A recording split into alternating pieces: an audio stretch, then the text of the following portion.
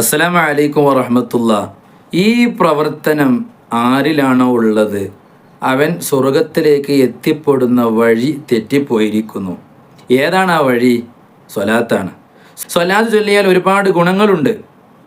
ആ സ്വലാത്ത് ചൊല്ലാൻ മറന്നാൽ, മുത്ത് റസൂലുള്ളാഹി തങ്ങളെ മേൽ സ്വലാത്ത് ചൊല്ലാൻ മറന്നാൽ, മുത്തുനബി തങ്ങൾ പറയുന്നു, മൻ നസിയ സ്വലാത്ത അലയ്യ ഖത്തിയ ത്വരീഖൽ ജന്ന. ഇബ്നു മാജ റിപ്പോർട്ട് നൽകിയ ഹദീസിൽ കാണാം, എൻ്റെ മേലിൽ ആരെങ്കിലും സ്വലാത്ത് ചൊല്ലാൻ മറന്നാൽ അവൻ സ്വർഗത്തിലേക്കുള്ള വഴി തെറ്റിപ്പോയിരിക്കുന്നു. സ്വർഗത്തിലേക്കുള്ള വഴി തെറ്റിപ്പോയാൽ പിന്നെ അവൻ ചെന്നെത്തുന്നത് നേരെ ഓപ്പോസിറ്റ് നരകമായിരിക്കും.